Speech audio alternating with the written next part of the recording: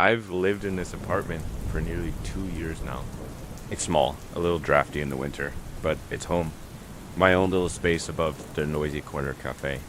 The kind of place that smells like old paint and burnt toast, where the walls are too thin and every neighbor has a name or at least a habit loud enough to be recognizable. The landlord called it quirky. Said the building had character. I thought that meant uneven floors and groaning pipes. I didn't realize it meant secrets. Real ones that Thursday night started like any other. Work had drained me. My laptop glowed from the coffee table, and my half-eaten dinner sat cold beside it.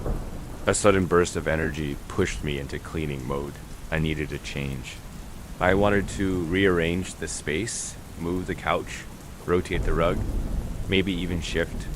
The tall oak bookshelf that had always stood against the far living room wall. I hadn't touched it since moving in. It was a monster solid antique wood. Getting it into position had taken 2 friends and a busted wrist. But something about that night made me want to try. I cleared off the shelves, books, candles, little trinkets I'd collected over the years. Then I planted my feet, grabbed the edges, and started to heave. It didn't move at first, but after a few hard yanks and some muttered curses, the heavy shelf scraped forward with a groan like something waking up after a long sleep. That's when I saw it. At first, I thought it was just an uneven patch of paint or a trick of the lighting. But as I crouched lower and brushed away the dust, I realized what I was seeing. A thin outline. A perfect rectangle, about the size of a narrow door. Faint, almost like it had been painted over 100 times. But definitely there.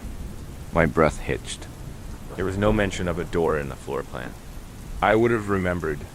The bookshelf had always been flush against that wall. Had someone deliberately hidden it? I hesitated, fingers hovering in the air as I pressed them against the outline. It wasn't just decorative, it was real. There was a tiny gap around the edge. My heart pounded. I stood frozen for a long time, my hands shaking, eyes locked on that sliver of possibility. What was I expecting? A forgotten closet? Old storage? But something felt off. I found the handle. It was small and rusted, almost camouflaged against. The paint! I gripped it and pulled. It didn't open easily. It groaned and resisted as if protesting being disturbed. The sound echoed inside the apartment, too loud, too alive, and then finally gave. The door creaked open just a few inches. A waft of air drifted out thick, stale, damp like the inside of a sealed box. I stepped back instinctively, covering my nose. The smell wasn't quite rotten, but it was close, like moldy blankets and breath trapped in cloth. I turned on my phone flashlight and leaned in. It was a room, tiny, maybe 4 feet wide, 8 feet deep, no windows. Just a small space boxed in by old walls. The floor was covered in grime and the corners had dark stains I didn't want to think about. Then I saw the sleeping bag. It was crumpled in one corner, surrounded by debris. Crushed snack wrappers, a plastic bottle, some receipts, torn paper, and clothing. Old, stained clothing. Someone had been living here recently. I crouched at the edge of the door, shining the light across the floor. It flickered over a pile of things. Something silver caught the light metal, maybe a spoon or a key. Then I noticed the photograph, face down, half buried under a flattened soda can. I reached in and picked it up carefully, wiping the grime off with the sleeve of my hoodie. My fingers went numb. There was a picture of me, sitting on my couch, right here, in this apartment. I stared at it, blinking hard, hoping I was wrong. But I wasn't. My face, my hoodie, my chipped coffee mug on the table. It wasn't old, it couldn't be. That was the same hoodie I'd worn 2 days ago. The same chipped mug I'd been using since last week. Whoever had taken this photo had done it from inside the apartment. I stumbled back, nearly dropping the phone. My brain scrambled to catch. The door had been sealed. Hidden. The bookshelf had covered it completely. There was no reason, no way anyone could have been in there without me knowing. But the sleeping bag, the trash, the clothes, the photo. Someone had been living behind my wall, watching me.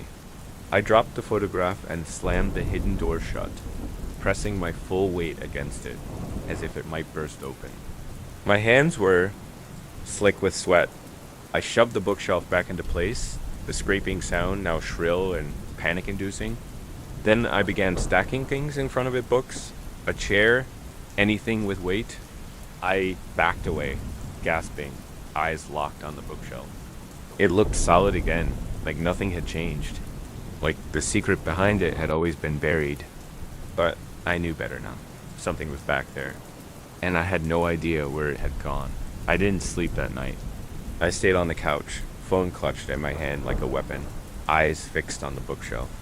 It stood still, unmoving, but it didn't feel still. It felt like a lid barely holding back something rotten underneath. My apartment, once familiar and safe, felt different now. Hollow. Watched. At some point around 2:30 a.m., I got up and locked the front door, then unlocked it. And locked it again, twice. My hands were trembling too hard to feel secure. I even wedged a chair beneath the knob, something I hadn't done since I lived in a dorm. By dawn, I still hadn't moved. I replayed the moment over and over in my mind. The hidden room, the photo of me, the smell. Whoever had been living back there wasn't just a squatter. They'd been watching, stalking, planning. But why me? Why hide inside someone else's home like that? And more importantly, where were they now? By morning, I couldn't take it anymore. I had to know more. I had to see it again, even if every nerve in my body screamed not to. I moved the bookshelf back. It was easier this time, like the room wanted to be found now. I opened the hidden door again, slower, more cautiously. That rancid, stale air slid out to greet me. I pulled my hoodie over my nose and leaned in, flashlight beam sweeping the tiny space. Everything was as I'd left it, almost. The photograph still lay on the floor, face down where I'd dropped it. The sleeping bag was crumpled, undisturbed.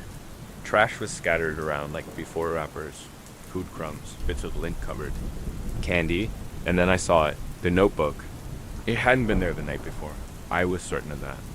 It sat open near the edge of the room, just a few inches inside, like someone had placed it deliberately for me to find. My mouth went dry.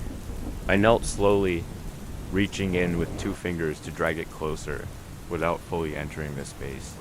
The pages were curled and dirty, the cover torn.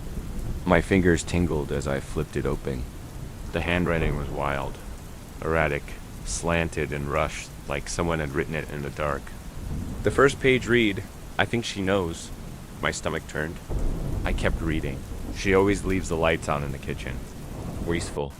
I turned them off for her. She sleeps on her side, faces the wall. Easier to watch that way. I dropped the notebook like it had burned me. My hand shook uncontrollably and I stumbled back, hitting the edge of the bookshelf. My whole body felt like ice, every inch of skin crawling. This wasn't a harmless squatter. This was someone who knew me. Who'd been studying me like a lab rat? Who had been in my space? Possibly while I was sleeping. I picked the notebook. Up again, flipping deeper into the pages. She smiled today. She never smiles when she's alone. Why does she smile? She's going to find this room soon. I don't know what I'll do. Don't want to leave. I belong here. I was here first. My breath caught. I was here first. What did that mean? Had someone lived here before me? The next pages were smudged with what looked like dirt, or maybe dried blood. The entries grew more fragmented. She moves the couch a lot. She's looking for something. Is she looking? For me? She's too loud. She breathes like thunder. I liked it better when she cried at night. I slammed the notebook shut. I couldn't take any more. I didn't care who this person was. I wanted them gone. I wanted the police, the landlord, someone to walk in and see this. I needed to prove I wasn't crazy. But when I reached for my phone, I realized it was still on the kitchen counter. I glanced over my shoulder and froze. A creak, loud and deliberate. It came from the living room, not from behind me. Not from the hidden room, from out there. I snapped my head around, staring into the dim apartment. The couch sat where I left it. The coffee table, my coat hanging on the back of a chair. Nothing moved, but the air had changed again, heavier, stiller, like something was holding its breath. I backed out of the hidden room and quietly pushed the door closed, one hand still gripping the notebook. My other hand reached for the nearest thing I could use as a weapon, a heavy brass candle holder. I stepped around the bookshelf slowly, my bare feet nearly silent on the wood floor. "Hello?" I called out, my voice cracking. Nothing, I forced my legs to carry me across the living room to the kitchen, snatched up my phone, and turned on the camera. I spun around, recording every corner, every shadow, still nothing. But I knew something had been there, had moved. I set the phone on. The kitchen island aimed it at the bookshelf and hit record. If there was something in that hidden room, I'd catch it on video. I spent the next hour locked in my bedroom, the chair back under the door handle. I stared at the notebook in my lap, flipping pages, reading and rereading every warped line. Then I found something new. Near the back, on a page that had almost been torn out, was a final entry. Written in darker ink, words thick like someone had pressed the pen too hard. She's reading this now. I dropped the notebook and bolted upright. Outside, in the living room, the phone was still recording. But I suddenly had no desire to watch the footage. Not yet. The notebook sat where I dropped it on the carpet, pages fanned open like a wound.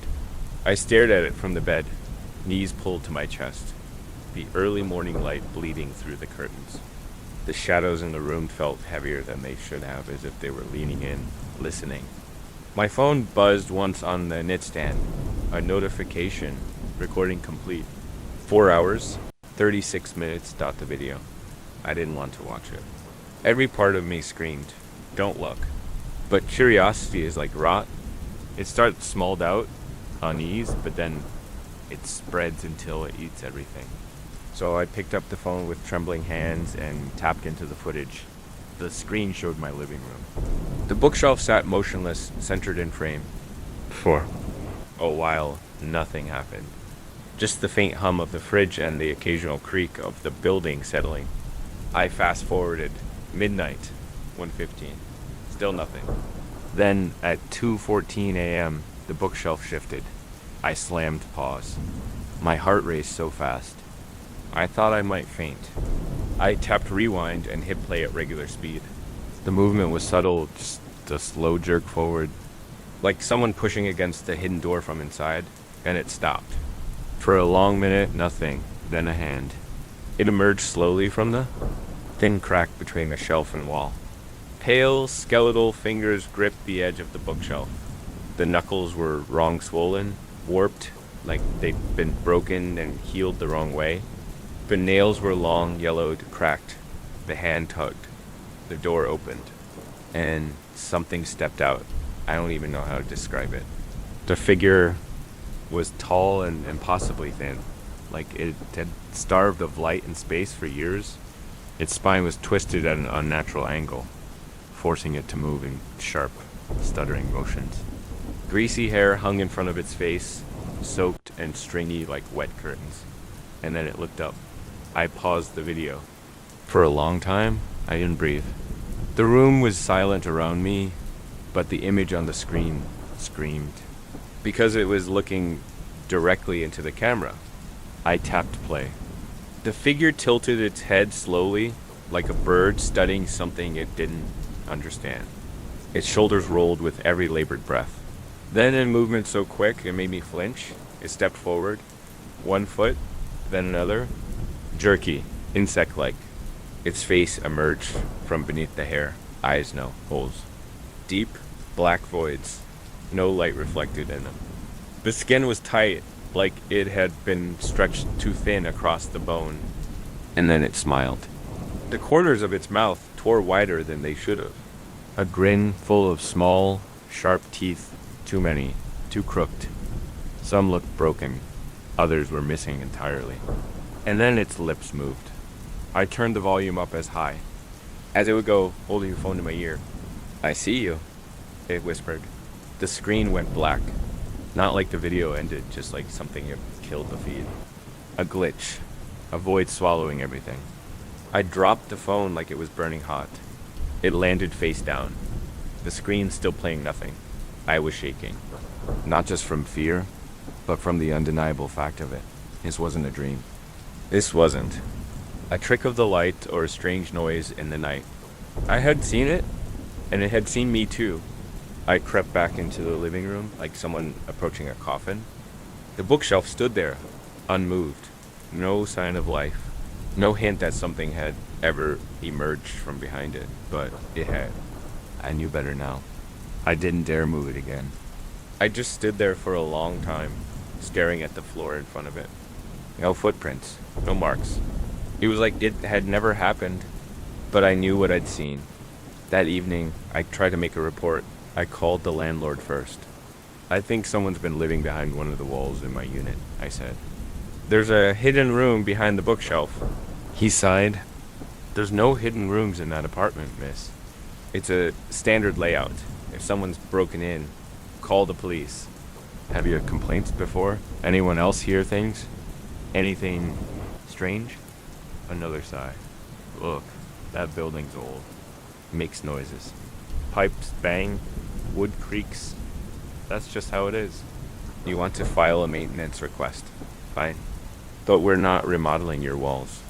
I hung up. Next I called. The police? They were polite. Detached. Said they'd send someone by to do a wellness check. I knew that meant they didn't believe me. When the officer arrived, I let him in and showed him the shelf. He raised an eyebrow. You moved? That on your own? I nodded. Okay, he said. Let's take a look. He helped me pull the shelf back. I held my breath. The wall behind it was solid. No crack. No seam. No hidden door. Nothing. I stared in disbelief. No, I swear. There was a door here. I opened it. I saw inside. He gave me that practiced cop smile, the one meant to calm people down without actually taking them seriously. I'll write up a report, he said gently. But there's no sign of forced entry, no concealed space. You might have had a nightmare. Or maybe you were sleepwalking. I have video footage, I blurted out. Let me see it, he said. I opened my gallery and tapped the file. It was gone. Deleted, not corrupted. Not moved. Gone. I hadn't deleted it.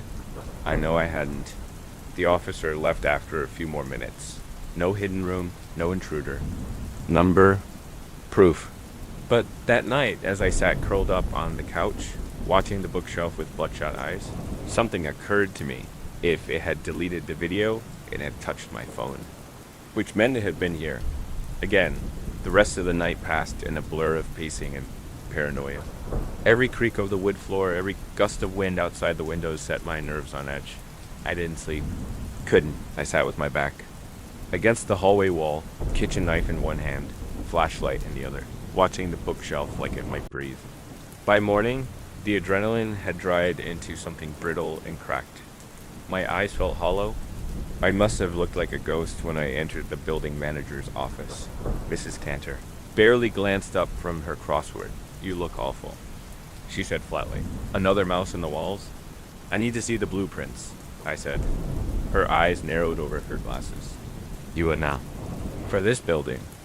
My apartment? I think, my voice faltered. I think there's a hidden room behind my bookshelf. It's not supposed to be there. She stared at me for a long beat. You hit 3 yet, right? She said slowly. You've been there almost 2 years now. I nodded. She sighed and reached under the desk, pulling out a large binder and plopping it on the counter with a thud. Old as hell. Don't expect much, but you're welcome to look. I flipped through yellow pages and curling plastic sleeves until I found the layout for my unit. 1 bedroom, 1 bath. No indication of a hidden space. The wall behind the bookshelf should have been solid brick part of the building's original foundation. I tapped the page. There's no room here. Mrs. Cantor raised an eyebrow. You saying someone added a room without permission? I don't know what I'm saying. I muttered, already turning for the door. Thanks. But her voice stopped me cold. There was a tenant before you, she said. Disappeared. Left everything behind. Cops couldn't find anything. Just a note that said, I hear them moving at night. I turned slowly. Did you ever check the walls? Her mouth twisted. You think I crawl through the apartments looking for secret rooms? I got enough rats to deal with. I didn't reply. I just left. Back home. The bookshelf still sat wedged against the wall, barricaded with furniture. I stared at it for a long time, then started pulling things away. I had to know. This time, I opened the hidden door with gloves on, my phone recording everything. I stepped inside. The room looked the same, but there were new things, now fresh prints in the dust. A crushed wrapper that hadn't been there before. Someone had been back. I turned on the flashlight and swept the beam across the walls. That's when I saw it. Scratches. Hundreds of tiny scratch marks, barely visible unless the light caught them just right. I stepped closer, squinting. They weren't random. They were lines, tiny vertical slashes grouped in fives, like tally marks. A lot of them. Too many. And below those, etched deeper, I found words. Day 113. She doesn't hear me. Day 142. She hums in the shower. It helps me sleep. Day 173. I think I love her. I backed away, my stomach lurching. This wasn't just someone squatting. This was obsession. Prolonged, careful, intimate obsession. Then I heard it. Not a creep. Not the hum of pipes. A voice. Behind the far wall. It whispered something. Too soft to understand, but it was there. I pressed my ear to the wood. There was movement. Breathing, maybe. Shifting. The room wasn't the end of it. There was someone beyond. Panicked, I stumbled back out and slammed the hidden door shut. I shoved the bookshelf into place again, hands trembling, legs weak. I collapsed on the floor and tried to breathe. Then I remembered the notebook. I hadn't finished it. I retrieved it from the drawer I'd locked it in the night before. With shaking hands, I turned to the last few pages. Day 231, I think. She almost found the hatch. Moved the wrong book. Day 247, she said my name. I didn't tell her my name. Day 255, she's on to me, but I'd been here longer. I know every sound she makes. My skin prickled. The last entry read, Day 261. She's trying to shut me out. But I don't need the door. The walls remember. There was something else tucked behind the final page. A Polaroid. Me again. But not in my living room this time. Sleeping. In bed. Lights off.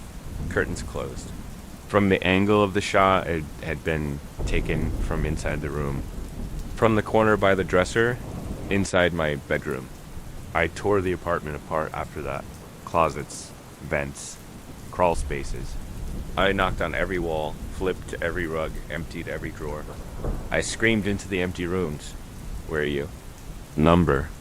Answer. But that night, I didn't go to sleep. Instead, I sat with the lights off, watching the hallway. Watching the bookshelf. At exactly 3:11 a.m., I heard the faintest sound. A whisper of wood against wood. A slow inhale. And a soft, patient creak of something opening behind the wall. I didn't move. Because if I did, I'd have to see what was coming through. I barely slept. Even with the bedroom door locked and a chair wedged under the handle, my eyes refused to close. Every small creak of the floorboards, every gust of wind tapping the window pane sent my nerves crawling. I couldn't stop picturing the photograph, the one taken from inside my own apartment. I kept wondering if there were more, if someone was still watching me even now. Morning came slowly, gray light leaking through the blinds like a dim promise of safety, but the fear didn't leave. It clung to me like a second skin. I knew I couldn't stay here, but part of me couldn't walk away from it either. I needed answers. The door to the hidden room remained sealed behind the bookshelf, but that meant nothing. Whoever had been living there, they had to be coming and going somehow. I spent the morning carefully inspecting the apartment. I tapped on walls, checked the inside of closets, even unscrewed the vent covers. Nothing. No secret passages, no loose floorboards, just aging plaster and dust. It wasn't until I stepped into the hallway outside my unit that I realized something strange. The corridor to the right of my apartment ended in a blank wall. I'd passed it 100 times. thought nothing of it. But today I noticed the gap between my apartment and the next didn't make sense. I counted paces. From the stairwell to my door was roughly 22 steps. From my door to the next unit, only 10. There should have been more space between. My hands trembled as I ran them along the hallway wall, knocking gently. Hollow! I froze. The wall was drywall cheap, newer than the surrounding plaster. I knocked again. The echo was too open to be insulation. There was space behind it. A room. The realization hit like a punch. This wall wasn't original. Someone had treated it a false front. A facade to hide a section of the building. And whatever was back there was directly connected to my apartment. I went back inside, grabbed the small toolkit I kept under the sink, and returned to the hallway with a hammer in hand. I hesitated for only a moment before striking the wall. The drywall cracked. 3 swings later, I'd opened a hole large enough to peek through. My breath caught. Behind the wall was a narrow corridor, dimly lit by a single, swaying light bulb. The floor was wooden, stained. The walls were lined with what looked like insulation and tarps. I climbed through the opening. The air was heavy, musty, and suffocatingly still. The silence felt thick, unnatural. I moved slowly, hammer gripped tightly in my hand, following the hall around a corner. Then I saw the door, a metal one, rusted, and bolted shut from the inside, but someone had removed the bolts. They lay scattered on the floor, as if left in a hurry. I reached out and pushed it open. What I saw nearly made me drop the hammer. It was another room larger than I expected. There were stacks of notebooks lining the walls, milk crates filled with Polaroids, and a mattress in the corner. The same one I'd seen through the hidden door in my apartment. But more than that, there were items that clearly belonged to me. My missing mug, a sweater I'd lost last year, even one of my worn-out shoes. There was a wall of photographs taped together in a crude collage. Every single one of them was of me. Some asleep, some eating, some reading on the couch, some the shower barely obscured by steam. I couldn't breathe. This wasn't just a hidden room. This was a shrine to me. Footsteps behind me. I turned sharply, heart in my throat, hammer raised. Nothing. But the corridor light was swinging. Harder now, casting erratic shadows against the wall. I backed into the room, trying to keep every corner in view. My eyes locked on a final detail I hadn't noticed before. A mirror, cracked and propped against the far wall. Something was written on it in red. She can't leave. My breath came in ragged gasps. The air felt thick with presence. Whoever had been living here had either left in a hurry, or they were still close, watching, waiting. I grabbed one of the notebooks on the way out, forced myself to move. Every instinct screamed to run, but I had to keep quiet. I couldn't risk drawing attention. I made it back to my apartment, locked the door behind me, and pushed the couch in front of it. Then I opened the notebook. Each page was dated. Every entry described my day in painful detail. When I left for work, what I ate, when I showered, who I talked to on the phone, what I muttered under my breath. And then I saw the latest entry, dated this morning. She's getting too close. She'd find the second room today. I'll need to move her soon. Move me? No. I slammed the notebook shut and scrambled back from the table. Someone had written while I was still here, still inside. And if they were watching me even now, they could already be in my walls. I awoke to silence. Not the comforting kind, but the suffocating kind that presses against your ears like water just before you drown. The TV was off. No static, no flickering blue glow. I sat upright on the couch, heart pounding, trying to remember what had happened. The door dot the figure in the hidden room. The static screamed, then blackness. I rubbed my eyes, feeling groggy and disoriented. Everything looked normal again, too normal. No overturned furniture, no signs of a struggle. Just my quiet apartment. Was it a dream? I stood up on unsteady legs, walking cautiously toward the bookshelf. My chest tightened as I reached for it, half expecting a hand to burst through from the other side. It didn't, but I pushed it aside anyway.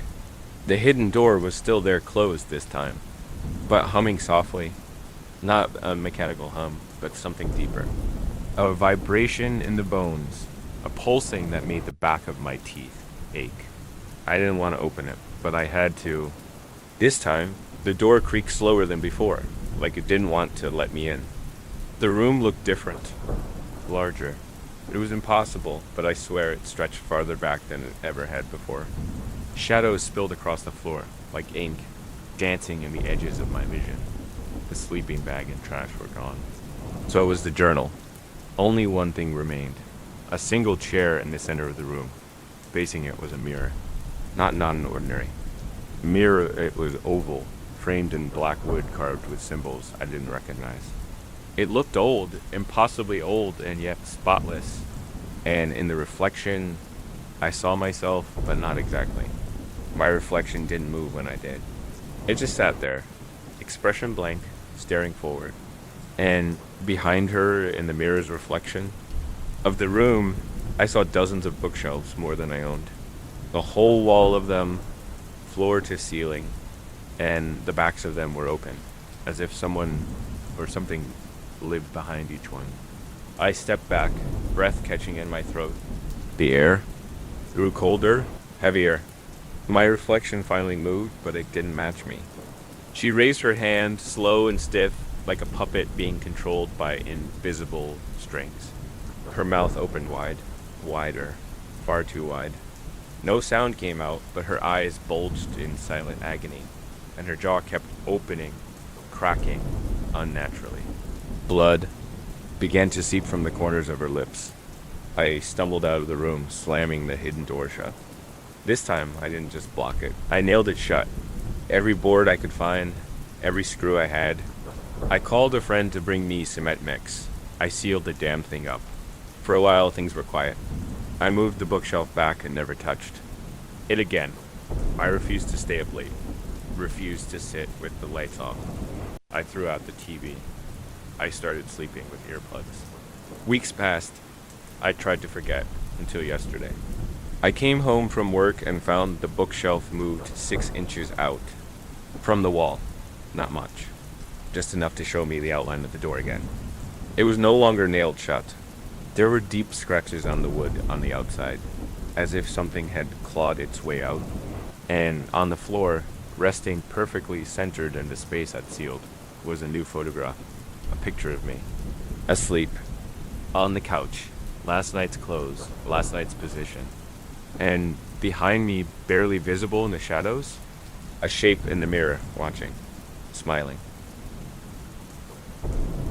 I don't believe in fate. Never have. Not in soulmates. Not in divine timing. Not in messages from the universe. I've always believed in action. Cause and effect. Logic. But that was before I found the letter. The Harrington house stood, like a forgotten monument at the edge of town decaying, abandoned, and cloaked in rumors. People whispered about strange noises, lights in the windows at night, and those who went inside but didn't stay long.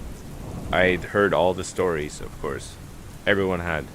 But unlike most, I wasn't scared off by them. Curiosity is both my worst habit and the reason I make a living. As a historical restoration consultant, I'm paid to investigate places like Harrington crumbling houses with too much past and not enough future. So when a quiet inheritance dispute put the property into limbo, I got the green light to survey it, alone. The house groaned under its own weight as I pushed open the warped front door. Dust billowed into the sunlight like ghosts of time gone by. Inside, everything was as expected: faded wallpaper, broken furniture, a smell like mildew and secrets. I cataloged peeling paint and warped floorboards while my flashlight pierced the shadows. But the upstairs was different. There's always something about the second floor of a long-abandoned house. The air feels thicker, somehow colder. It's where the silence settles deepest, where every creak underfoot sounds like a question. I climbed the stairs slowly, each groan of the wood beneath me echoing like a warning. The second bedroom pulled me in instantly. Its door hung slightly ajar, and the light from the hallway slanted in. illuminating the edges of faded wallpaper and a broken dresser. I stepped inside. The room had that unmistakable stillness, the kind that makes you feel like you're intruding on something that doesn't want to be disturbed. My hand grazed the wall out of habit, feeling for texture changes in the plaster. I wasn't expecting anything, but just left of the window, near a long-dead radiator, the wall felt off, hollow. I knocked gently. A different sound. Subtle, but enough. I pressed harder, and with a soft crunch, a section of plaster gave way. Behind it was a hidden recess carved into the wall, just wide enough to hold something small and flat. My breath caught. Inside, resting perfectly still, was an envelope. Yellowed with age, sealed, and my name, Evelyn, was written across it in looping. Elegant handwriting that looked decades old. I froze. There was no reason, none, for a letter. Addressed to me to be hidden in the wall of a house no one had lived in for 40 years. I hadn't told anyone I was coming here. I'd decided less than 24 hours ago. This was supposed to be a simple structural survey. I stared at it for a long time, my heart pounding loud enough to drown out the silence.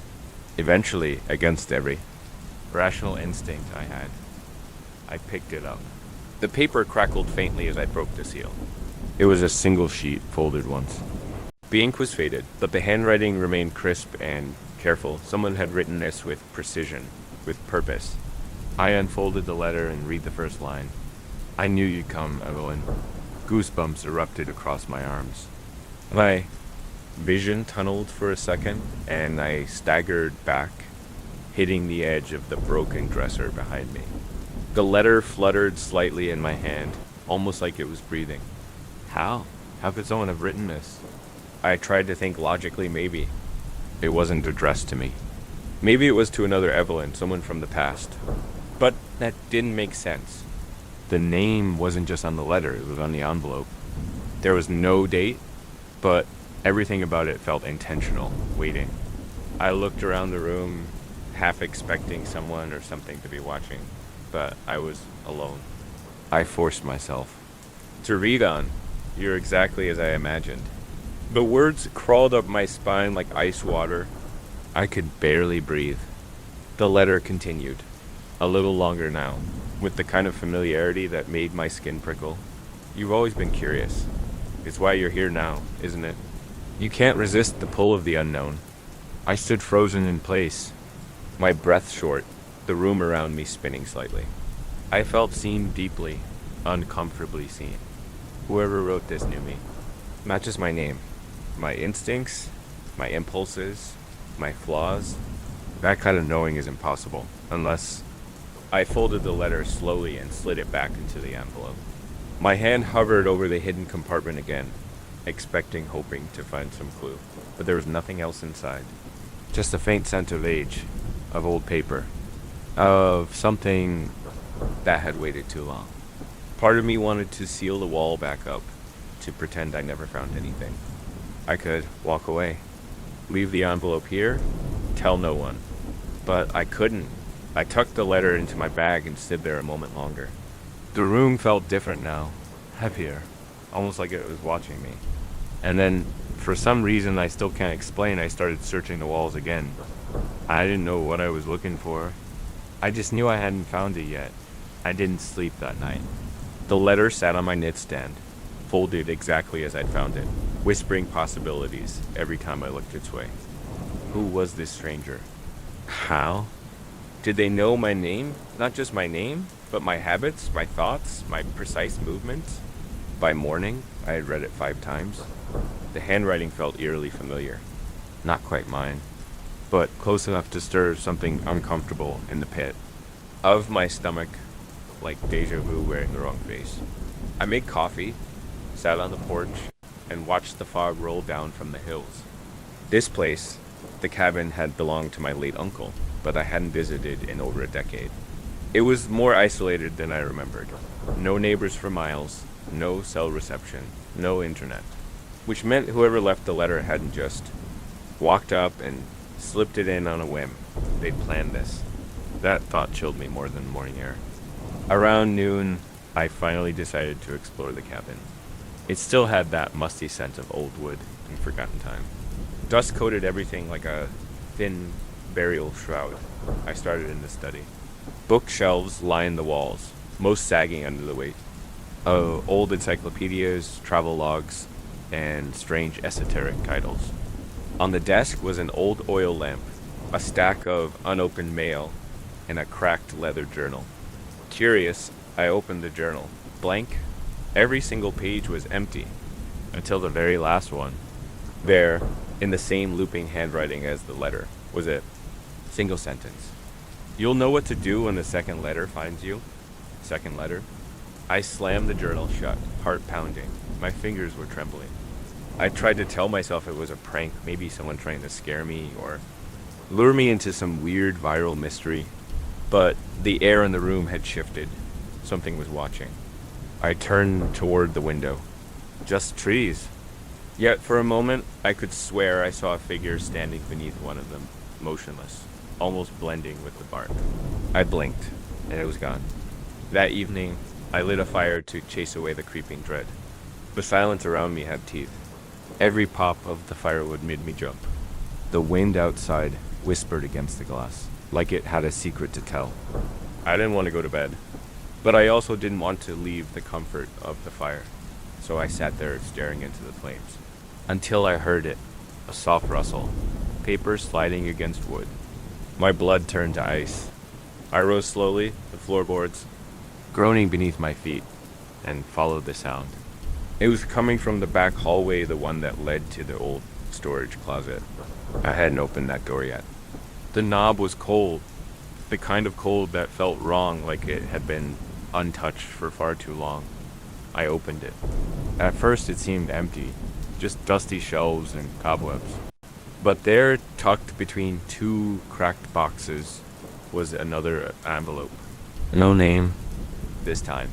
Just a wax seal in the shape of an hourglass. I hesitated before opening it.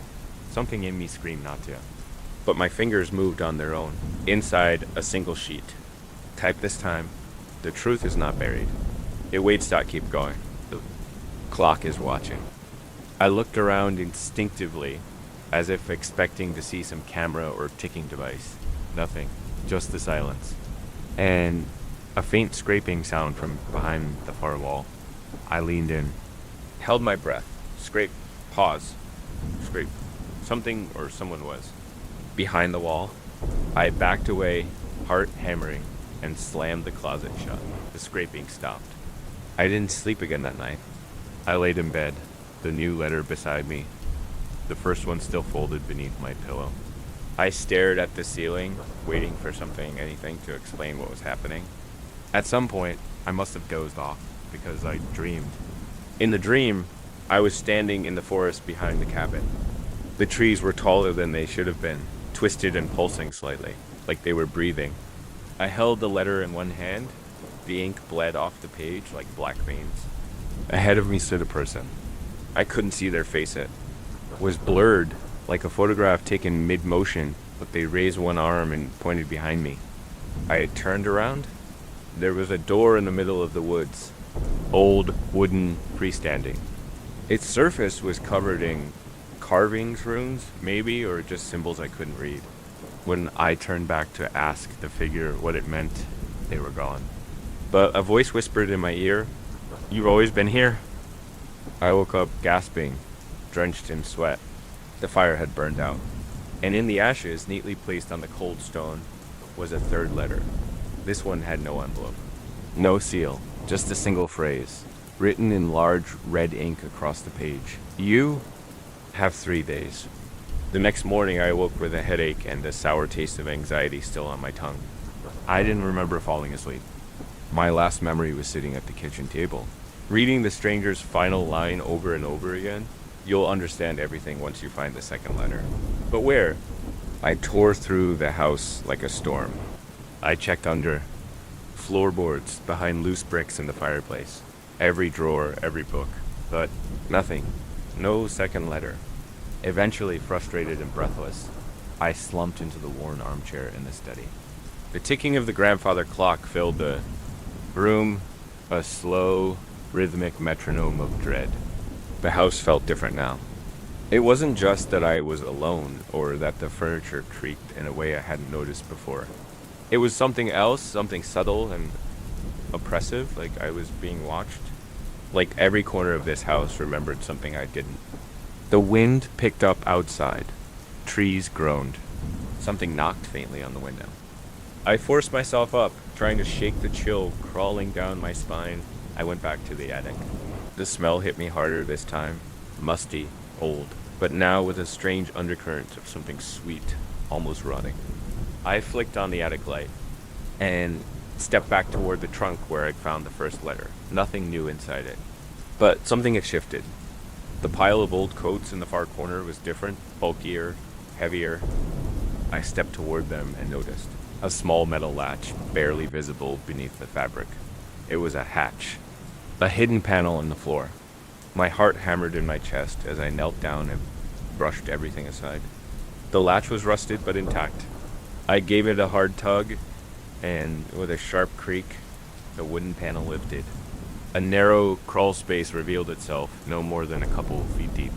And there, nestled in the dust and darkness, was a small box about, the size of a shoebox wrapped in aged newspaper. I pulled it out and unwrapped it with shaking hands. Inside was another envelope, this one marked, open only after sunset.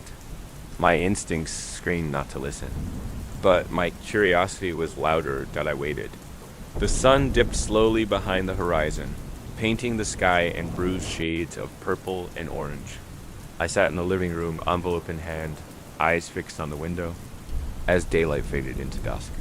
When the last ray disappeared, I broke the seal. Inside, the letter was written on the same parchment, the same neat, inked handwriting. You're closer now. Good, but don't trust what you see at night. They will begin to notice you. This house is full of watchers, some in the walls, some in the wood, some waiting beneath the floor. But don't be afraid of them yet. Just be quiet after midnight. There are more memories waiting for you, yours and mine. They'll come back in pieces. If you feel them stirring, don't run. Stay, listen. You'll find the third letter in the piano. I set the paper down and looked toward the corner of the parlor. There it was, an old upright piano. I'd seen it on the first day, but it looked too ruined to be of use. One leg was cracked and half the keys were yellowed with age. I stood, walked to it slowly, and lifted the cover. The keys stared back, silent and still. I pressed one. A brittle, wheezing note emerged, followed by the echo of something ... beneath, a hollow sound. The piano was hiding something. I crouched and began inspecting the bass. The front panel looked loose. I pried at it carefully with a screwdriver from the kitchen drawer. After a few minutes of effort, the wooden board popped free and behind. In the dark cavity where hammers and strings should have been, was a small compartment. And inside, not just a letter. There was also a photograph. I pulled both out and unfolded the letter first. You don't remember me yet. But we spent years here together. You and I, this house is more than your inheritance. It's the key to something we left behind, something only you can finish. The photograph will help you. Look closely. You'll see what's been erased. Hands trembling, I turned the photograph toward the light. It was a picture of the house, but not how it looked now. It was older, grainier, taken decades ago. The trees were smaller, the paint still fresh. A group of people stood on the porch. 3 adults, 2 children. One of the children looked like me. No, exactly like me, but I'd never been here before. And beside her, me stood someone whose face was scratched out completely. Dug into the photo with a blade, leaving only torn paper and shadow. My stomach dropped, because behind them, in the window of the attic, was a figure watching from inside the house. A figure that hadn't moved in decades. I stood frozen in the hallway, letter still trembling in my hand. You shouldn't have read that, came a voice, my voice from the shadows behind me. I spun around. There, emerging from the hallway that had always led to the attic but somehow didn't anymore, stood a version of me. Older slightly, more gaunt, but undeniably me. Her eyes were hollow. Her skin pale, stretched too tightly across her face like she hadn't slept in years. And yet, she smiled. I tried to stop this, she said quietly, stepping closer. You're the 7th, the last. Maybe you'll be the one to break it. What are you talking about? I backed away, letter still clenched in my fist. Break what? The loop? She said, stopping just a few feet away. This house, the letters, the room, they all lead to the same end unless someone finds the right way out. I shook my head, trying to make sense of it. You're not real. She looked sad. That's what I told the 6th me. Before I became her. I couldn't breathe. You wrote the letters, I whispered. Some of them, she admitted. Others were left by older versions, the ones before me. Each time we came here, we thought we were discovering something ancient, something left behind. But it was always us. Just ... Pieces of ourselves, handed down through the spiral. I felt the letter's paper burn in my hand. Why? Why would we do this? To warn ourselves? She said, voice cracking. To remember. Because the house won't let you. Every time the loop resets, you lose a little more of who you were. You forget why you came. You forget what matters. I looked down at the letter. The ink was beginning to fade. She stepped forward, reaching for it, but I yanked it back. What happens if I don't follow it? That's the question, isn't it? She whispered. We've tried obedience. We've tried rebellion.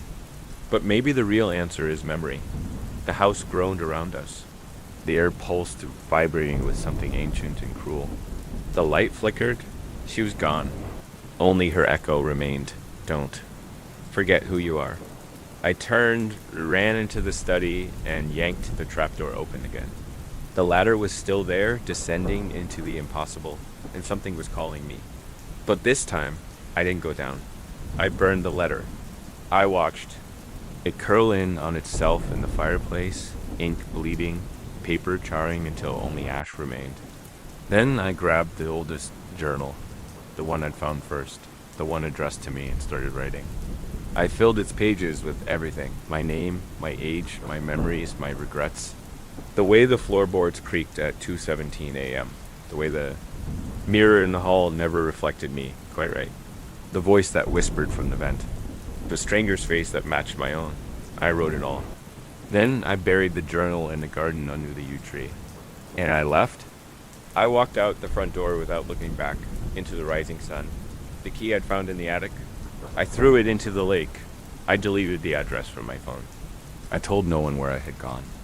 I moved back to the city, changed my number, started over. But sometimes in the middle of the night, I dream of her. The woman with my face, sitting in that hidden room, scratching another name onto a blank envelope. And sometimes, just sometimes, I wake up and there's a letter on my nightstand. I never open them. Not anymore. Because I finally understand, some doors are meant to stay shut. Some stories are meant to end, and some futures are better left unwritten. I moved into the house on Willow Lane 2 weeks ago, and for the first few days, everything seemed normal. It was a quiet neighborhood. A little too quiet, perhaps, but that's what I've been looking for.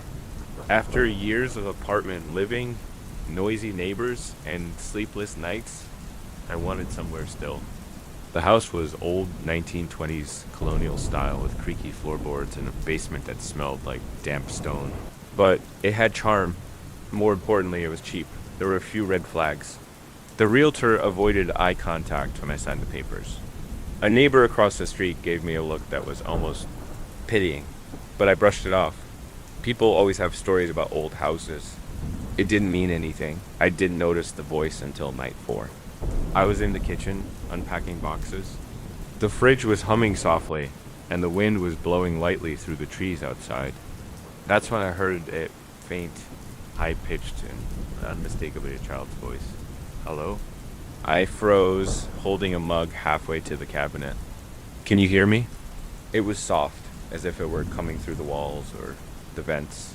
I stood there, heart starting to pound. The windows were closed. The house was locked. I hadn't seen a single child on this street. I tiptoed into the hallway, listening. Nothing. Just silence. I laughed it off. Maybe the voice was from a nearby house sound travels in strange ways. Or maybe I imagined it. Moving was stressful and I hadn't been sleeping much. But the next night, it happened again. This time, it was clear. Are you there? It came from the vent near the staircase, a whisper riding the dust-laced air. I crouched beside it, my skin crawling. Who's there? I asked. Silence. I waited for what felt like minutes, but no response came. I didn't sleep much that night. By the end of the first week, I started hearing the voice every night. Around 10 p.m., always near a vent, always the same, tone-curious, almost playful, but laced with something that didn't sit right. Will you play with me? Why are you hiding? It's dark down here. The words crawled under my skin like insects. I started documenting it, recording audio on my phone, writing the times and words down. I even tried responding more directly. What's your name? No answer. What do you want? Just breathing. Slow, shallow, like a child trying to stay quiet. In the dark. Then, one night, the voice said something different. You found the red door, didn't you? I hadn't. Not yet. But that night, I tore through the house searching closets, testing floorboards, checking the basement walls. I didn't know what I was looking for until I found it. It was in the attic, hidden behind an old bookshelf. The panel was flush, with the wall painted over in the same dusty gray, but when I ran my hand along the edge, it shifted inward with a soft click. A narrow red door stood behind it, tiny, child-sized. I didn't open it. Not then. I just stood there staring, my pulse thundering in my ears. How did the voice know? The next night, the voice was closer. Did you see it? It asked, almost. Giddy. It's waiting. I tried to ignore it. I blasted music. I kept all the vents shut tight. But the voice didn't need an opening anymore. I heard it from the mirror in the bathroom. I was brushing my teeth when I saw the reflection of my bedroom behind me, just a glimpse. And in it, a figure. Small. Pale. A child. When I turned, there was nothing there. Just my unmade bed and the vent by the window. Don't you want to know my name? The voice asked, just behind my left ear. I stumbled back, knocking the toothbrush into the sink. My reflection stared at me, but for a moment, I could have sworn my reflection smiled, and I didn't. That night, I slept with the lights on. My phone was at 10% battery. I remember staring at the ceiling, heart pounding, repeating over and over. It's not real. It's just stress. You've been tired. You're imagining it. But deep down, I knew I wasn't. And then at exactly 2:30 a.m., I heard the voice again, closer than ever. I'm not supposed to be alone down here. There was a metallic creak, the attic door. I grabbed a flashlight and crept out of bed. My legs felt like stone, but I climbed the stairs, each creak louder than the last. The attic was freezing colder than it had any right to be in the middle of the waste. The red door was open. Barely, just an inch. A soft draft whispered through. It carrying the smell of old wood and something else, something rotten. I stared at it, hand trembling, and the voice came one more time. Right behind me, not in my ear. Not in the vent. Right behind me, now we can play. The next morning, I awoke to a gray, overcast sky pressing against the windows like a thick fog. The child's voice still echoed faintly in my memory, soft, distant, yet disturbingly personal. I went through the motions of making breakfast, but my appetite had vanished. The eggs I fried cooled untouched on the plate, congealing slowly as I stared out the window into the backyard. The old tire swing swayed gently in the breeze. I hadn't noticed it moving before. After a restless night of pacing and rewinding this strange recording, I had managed to convince myself it was all explainable, a radio signal, a dream I'd projected into audio, something rational. But that swing tied to a long dead tree, it was moving on its own now. No wind strong enough to push it. No birds, no squirrels. Just that slow rhythmic creak as it twisted slightly on its rope. I shut the curtains. By noon, the house felt heavier than usual. Not just emotionally, physically. Every step seemed to take more effort, like I was walking through water.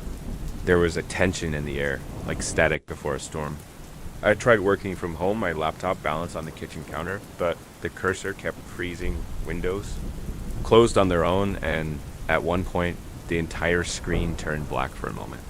When it flickered back on, a Word document I didn't open was there. Can you hear me now? The cursor blinked just under the sentence. I slammed the laptop shut and took a deep breath, trying not to panic. I wasn't new to haunted stories. I grew up watching horror movies. I read Lovecraft in high school. But nothing prepares you for the subtlety of real fear. Not jump scares, not gore, but the whisper in the silence. The creak of an empty floorboard, the tire swing that sways when it shouldn't. I decided to do a full sweep of the house, room by room. I started in the basement. It had always made me uncomfortable, unfinished concrete floors, exposed piping, and the occasional scurry of something I could never quite catch. But today it was colder than usual, not just chilly freezing. I wrapped my arms around myself and turned on the overhead light. The bulb flickered 3 times, then steadied. I moved slowly, scanning the walls and corners. Nothing out of place, no signs of forced entry or anything unusual, until I noticed something new behind the water. Peter. A strange smell, sweet but rotting, like overripe fruit left too long in the sun. I leaned in and saw a small handprint, faint, dusty, child-sized, smudged into the concrete. There were no children in this house. I lived alone. I staggered back. Up the stairs, the creak of each wooden step seeming louder than ever. I closed the basement door behind me and locked it without even thinking. That night I stayed up again. This time deliberately lights on, every hallway lamp lit, every curtain pulled back. I scrolled through forums, looking for similar experiences. Ghost hunters, paranormal investigators, Reddit threads. Half of them felt fake, the other half felt too real. One thread stood out. Spirits that latched to places they never lived. I clicked, heart pounding. Some spirits do not haunt their old homes. Some haunt the idea of a home they never had. They find places that feel warm, safe, and move in. They appear as children, not because they are, but because children are more easily welcomed, less feared. And once they're invited, the post ended abruptly. No comments, no username, just that one paragraph. I closed the tab. It was around 2:13 a.m. when I heard the child's voice again. Not through the speakers this time. Not on any recording. It came from inside the hallway. "Do you want to play?" It asked, soft and melodic, eerily close to the way a child might speak to a parent. "It's more fun if we both play." I stood frozen, my hand still on the mouse. My bedroom door was open. The hallway stretched into darkness. I hadn't turned off any of the lights, and yet the hallway was pitch black now. Like a void had opened up where light used to be. I didn't answer. I couldn't. My throat was dry. My heartbeat pounded in my ears. Then a second voice, lower, older, more gravelly, came from the same spot. "Say yes." I jerked back from my desk chair, knocking it over behind me. The lights flickered across the entire house. My phone, resting nearby, buzzed to life even though I had powered it off hours ago. A new notification lit the screen. "Let us in." That was it. No number. No app. Just those 3 words. I didn't sleep that night. I stayed huddled in the corner of my room with a bat in one hand and my flashlight in the other. But nothing else happened. No footsteps. No voices. Just silence. And that awful, vibrating sense that I wasn't alone. And that something had stepped a little closer. When morning finally came, it didn't bring relief. There was a new handprint on the hallway wall, and below it, written in childlike scrawl, smeared in something brownish red, were the words, "Almost ready." I spent most of the next day doing what any sane person would do, convincing myself it had all been a dream. It wasn't hard. At first, a stressful move, sleepless nights, the echoing emptiness of a house too big for one person. Maybe I was projecting. Maybe the memory of Claire's voice had gotten tangled with the creaking wood and humming pipes. But then I noticed something new, something undeniably real. There were small, smudged handprints on the hallway wall. Not low to the floor, like from a dog or cat brushing past, but higher, like a child had pressed both palms against the wallpaper and dragged them slowly downward. They were faint, as if left by slightly damp fingers, and they disappeared after a few feet. I stared at them for a long time, unsure of whether to feel fear or pity. I didn't touch them. Instead, I walked away, locked myself in my bedroom, and pretended I hadn't seen anything. That night, the voice returned. But this time, it didn't stay in the walls. I woke around 3 a.m. to the sound of footsteps light, uneven, playful. They padded across the upstairs landing outside my bedroom, stopping just short of the door. Then came the whisper, play ... With me, my body locked up. I lay there, covers pulled to my chest, listening. I couldn't tell if the voice was just beyond the door or inside the room. It was the softest whisper I'd ever heard, like breath gliding along the skin of my ear. And then it was gone. No footsteps retreating. No sound at all. Just silence so thick it buzzed in my ears. I didn't sleep after that. I kept the bedside lamp on and watched the door until morning. When daylight finally crept through the curtains, I got up with shaking legs and opened the door. There was nothing there. No footprints, no sign of anyone. I might have convinced myself I was cracking again, sleep deprivation and stress, if not for one thing. Taped to the outside of my door was a single sheet of lined paper, the kind you'd find in a child's notebook. In thick red crayon, scrawled in uneven letters, were 3 words. You said yes. I stumbled back from the door, bile rising in my throat. I hadn't said anything. I hadn't even opened my mouth. But somewhere, somehow, something had taken. Silence for consent. I spent the next hour tearing the house apart. I looked in every closet, under every bed, opened every drawer and cabinet. I even pulled up the rugs and checked the basement, flashlight in hand. Nothing. And then I remembered. The locked room, the one in the corner of the upstairs hallway. I hadn't paid it much attention when I moved in. The door was old and sealed tight, with no key in sight. I assumed it was for storage or sealed off due to water damage. But now it burned in the back of my mind like a match head waiting to ignite. I stood in front of it, heart hammering, and pressed my ear to the wood. At first, there was nothing, just silence. But then so faint, I thought I imagined it. I heard a breath, not mine. Then, giggling, I stepped back. Enough was enough. I wasn't waiting for another nightmare. I drove to the hardware store, bought a crowbar, and by that afternoon, I was back, prying open the door to the hidden room. It gave way with a groan, the wood splintering as I forced it open. Gust billowed out. The air inside was thick and stale, like something that had been buried. And what lay inside made my stomach drop. It was a child's bedroom, small, forgotten, and entirely intact. A faded pink bedspread with cartoon stars. A wooden rocking horse in the corner. Toys scattered on the floor blocks, dolls, a cracked plastic tea set. On the wall was a height chart marked in red crayon, each year scribbled over another. The most recent entry read, Claire, age 6. I sank to my knees, throat dry.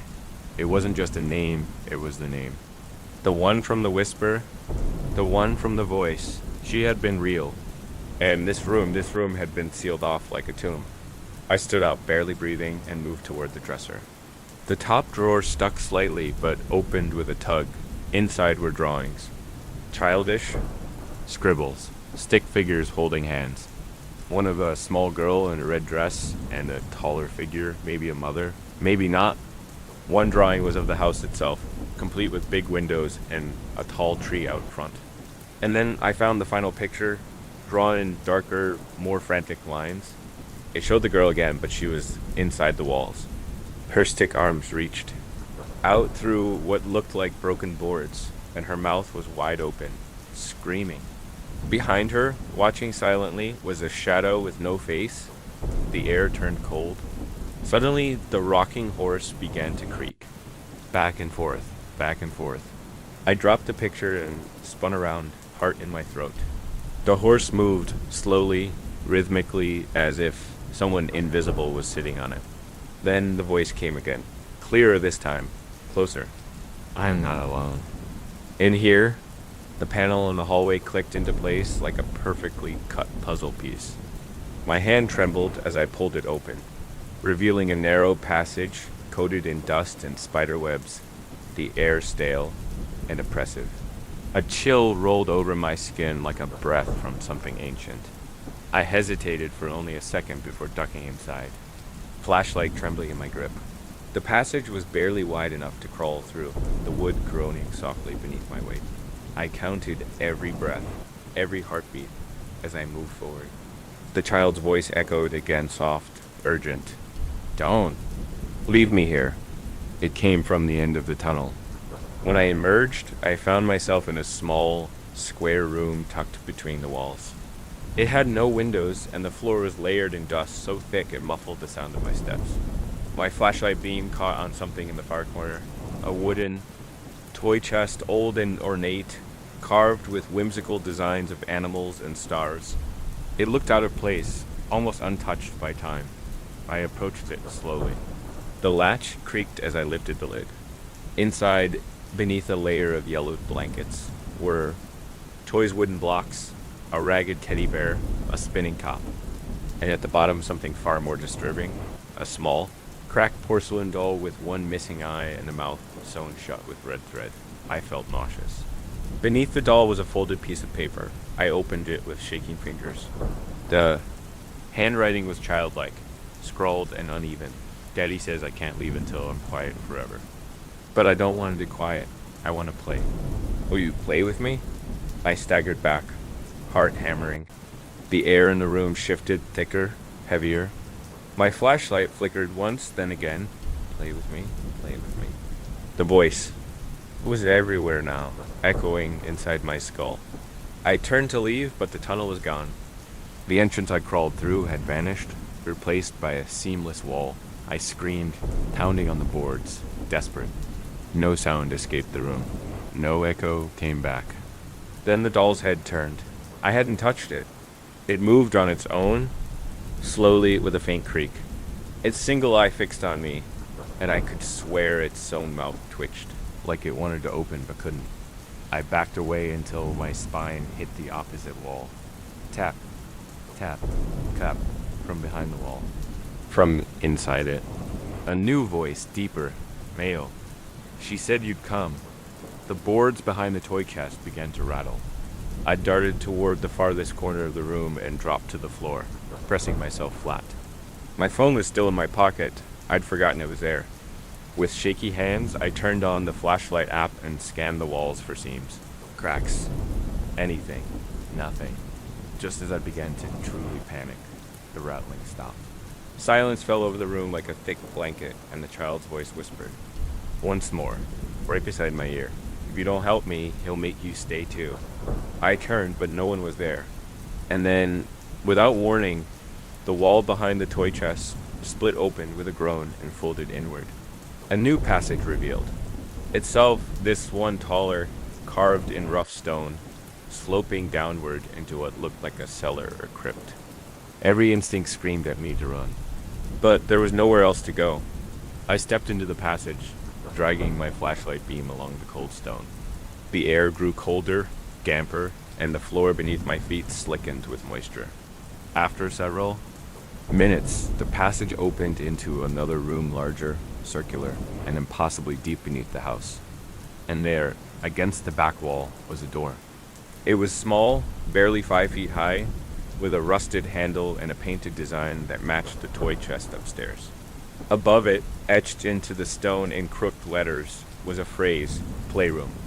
The voice came again, now louder than ever. You're almost there. He doesn't like when you take too long. Something skittered behind me. I spun, flashlight flaring across the stone, catching only shadows. I reached for the door. But before I could touch it, it opened slowly on its own, revealing a dimly lit room filled with children's furniture, tiny chairs, a rocking horse, a chalkboard. Everything was caked in dust, yet oddly preserved, like a mausoleum for memories that never belonged to me. In the center of the room sat a child, or what had once been a child. Its body was desiccated, little more than bone wrapped in scraps of a dress, hair matted and tangled. But its head turned toward me impossibly, and it smiled. You came. Behind me, the door slammed shut. I stood frozen at the attic entrance, breath catching in my throat as the child's voice whispered again, closer this time, clear, laced with that same deceptive sweetness. Play with me. It came from the far corner where the wooden floorboards darkened unnaturally, warped and pulsing like a heartbeat beneath the low ceiling. Light from my phone flickered, glitching like it always did near her. Still, I stepped forward. The journal in my hand felt heavier, now hot, even like something alive. The pages fluttered on their own, stopping at a final scrawled sentence in Evelyn's frantic hand. I locked her in the mirror. Never let her out. Never let her out. The mirror. I swung the beam of my phone toward the corner. There it was, half covered by a moldy blanket, tall and cracked down the center. Its surface clouded but shifting, rippling as though it were water. And then I saw her. A small girl stood on the other side of the mirror, not reflected, but behind it. She wore a faded white nightgown, and her eyes were bottomless black voids. She tilted her head, her lips curling into a smile that didn't belong in a child. You finally found me, she cooed. I have been waiting for you, Daddy. My heart stopped. What did you just say? I asked, throat raw. She pressed a hand to the inside of the mirror, and on my side the glass began to bleed. I said, I chose you. The attic light snapped on. Not from the switch, no. The bulb hadn't worked in years. It flared like it had been reawakened. And in its harsh glow, I saw things scrawled in chalk across the floor. Circles, names, wording sigils, most of them broken by rot and time. Someone had tried to trap her in this place. Evelyn. I remembered now, all of it. I had come here before, not just to help Evelyn with renovations. I had stayed the night once in this house. I'd had a dream, a nightmare of a girl in the attic mirror. Except it wasn't a dream. I whispered to you then. She giggled. You didn't believe me, but now you do. The mirror began to crack, slowly, deliberately. I turned to run, but the attic door slammed shut, locking itself from the inside. My phone shorted out completely, the screen going black. All I had was that one flickering attic bulb, and the mirror and the thing inside it, crawling up the glass like an insect behind wallpaper. She wasn't just a ghost, she was something older. Evelyn's notes had hinted at it. She had called it the child. But that wasn't what it really was. The child was a mask. A lure. And now the trap had failed. The seals were broken. The house had chosen its next guardian or victim. Me. From the edge of the mirror, a hand slipped through. It wasn't smooth or small. It was gray, stretched thin like paper soaked in oil. Fingers too long. The skin writhed as if infested with insects. She stepped through. I backed away until my shoulders hit the far wall. She stood before me, smiling, her voice dripping with joy. We can play now. No, I choked. I'm not playing your game. She laughed, the sound reverberating through the walls, as if the whole house were laughing with her. You already are. She reached toward me, but stopped something. Pulling her back, chains, invisible, jerked her head violently. She hissed, and for a second her form glitched, flickering between the child and something else. Something with hollow sockets and no mouth. The mirror pulsed. Another line from the journal came to me. She only stays bound when the mirror remains whole. I had to act. I lunged for the mirror and, with every ounce of strength, threw. It faced down onto the floor. The glass exploded with a deafening crack, sending splinters everywhere. A blast of cold wind knocked me off my feet. The attic screamed, literally screamed, as if the house itself were being torn apart. And then silence. When I looked up, the girl was gone. The attic was dark again. The light bulb had shattered. My phone was still dead. Blood trickled from a cut above my eyebrow, and tiny shards of glass stuck in my forearms, but I was alive. I limped down the attic stairs, still gripping the journal like a lifeline. The house was silent. I collapsed on the living room couch, my breathing uneven, But then 3 soft knocks echoed from the basement door. Knock, knock. I stared at it. Pulse thudding in my ears? No, I wasn't opening another door. I wasn't falling for it again. The knock stopped. Outside, the morning sun had finally broken through the clouds. I hadn't realized it, but I'd survived the entire night. 1 week later, I never returned to the attic. The mirror was still up there, cracked and buried beneath the tarp. But I couldn't bring myself to throw it out. Something told me that wouldn't work. Instead, I called in a local priest. I lied and said I thought the house was cursed, and to my surprise, he didn't laugh. He walked the halls, muttering prayers under his breath, until he reached the attic. He stood there for a long time. Then he turned to me, face pale. "This place should never have been reopened," he said. "Feel it and leave," and moved out the next day. I now live in a small apartment across town. Quiet, ordinary, and most importantly, no mirrors in the bedroom. But some nights, when everything's silent, I still hear her voice. Not in my house, but in my head, play with me. And last night, for the first time, I responded. I said, "No." And she whispered back, "You already did."